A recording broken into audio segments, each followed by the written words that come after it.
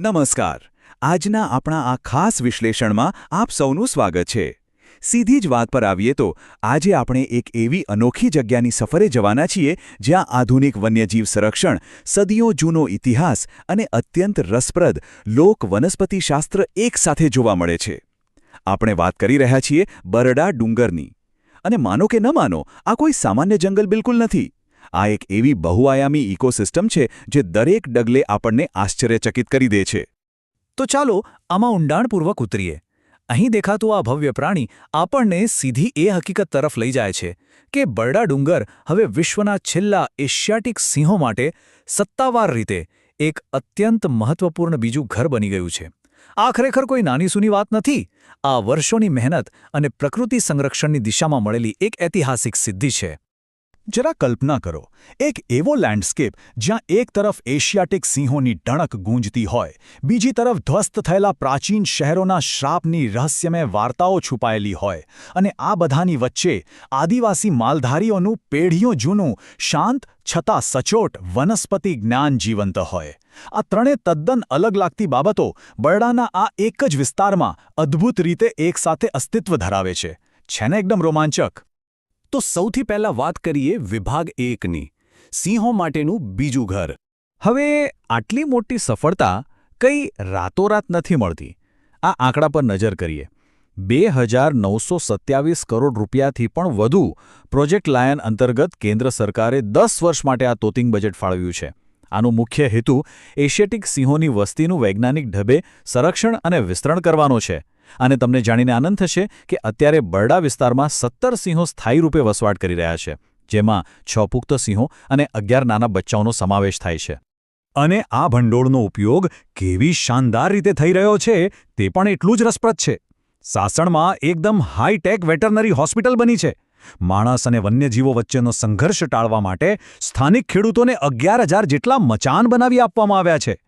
એટલું જ નહીં, સિંહો ભૂલથી ખુલ્લા કૂવામાં ન પડી જાય તે માટે 55,108 કૂવાઓની ફરતે પાળીઓ બાંધવામાં આવી છે.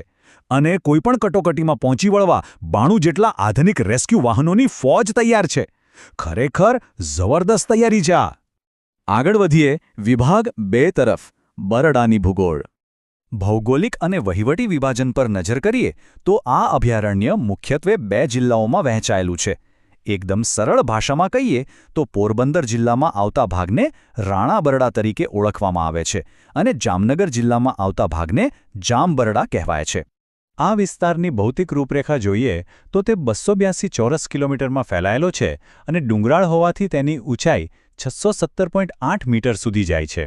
પણ અહીંની સૌથી મહત્વની જીવાદોરી છે અહીંની નદીઓ બિલેશ્વરી અને જોગરી, અને સાથે જ ખંભાલા તેમજ ફોડારા ડેમ. જ્યારે લીલાછમ શિયાળા પછી આકરો અને સૂકો ઉનાળો આવે છે ને, ત્યારે આ જ જળસ્ત્રોતો આસપાસની આખી ઇકોસિસ્ટમને બચાવી રાખે છે. હવે આવીએ આપણા વિભાગ 3 પર, માલધારી જનજાતિનું લોકવનસ્પતિશાસ્ત્ર, જેને એથનોબોટની પણ કહેવાય છે. હવે આ માહિતી ખરેખર આશ્ચર્યજનક છે. બરડાના જંગલોમાં વર્ષોથી આશરે 8,000 જેટલા સ્થાનિક રબારી અને માલધારી જનજાતિના લોકો રહે છે. તેઓ પોતાની રોજિંદી જરૂરિયાતો માટે 58 અલગ-અલગ ચોક્કસ વનસ્પતિઓ પર નિર્ભર છે. આ 58માંથી 24 જેટલી વનસ્પતિઓનો ઉપયોગ તેઓ ખોરાક માટે કરે છે. 16 વનસ્પતિઓ આશ્રય એટલે કે ઘર બનાવવા માટે, અને બાકીની વનસ્પતિઓ પરચુરણ તથા ધાર્મિક કાર્યો માટે વપરાય છે. તો સૌથી રસપ્રદ બાબત એ છે કે આ માત્ર પુસ્તકીયું જ્ઞાન નથી, પણ આ લોકોની રોજિંદી જિંદગી છે. ઉદાહરણ તરીકે વાંસ. વાંસનો ઉપયોગ તેઓ ઝૂંપડાની દિવાલો, છત અને વૃદ્ધો માટે ચાલવાની લાકડી બનાવવા કરે છે. બિલીવૃક્ષ વિશે તો આપણે જાણીએ જ છીએ. પાકા ફળ તેઓ ખાય છે અને પાંદડા પવિત્ર પૂજામાં વાપરે છે. એ જ રીતે દેશી બાવળની નરમ ડાળીઓનો દાંતણ તરીકે ઉપયોગ થાય છે. આ વનસ્પતિ સાથે માનવીના અતૂટ જોડાણનું એક અદ્ભુત ઉદાહરણ છે.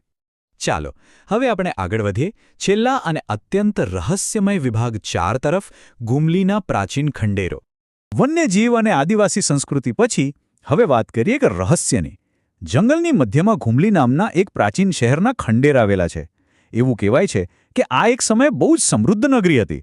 પણ લોકવાયકા મુજબ રખાયત બાબરિયા અને સોન કંસારીની એક બહુ જ દુઃખદ પ્રેમકથા અહીં બની હતી, અને એ ઘટના પછી સતી સોન કંસારીના શ્રાપને કારણે આ આખું ઐતિહાસિક શહેર સંપૂર્ણપણે ધ્વસ્ત થઈ ગયું, જે આજે ખંડેર સ્વરૂપે ઊભું છે.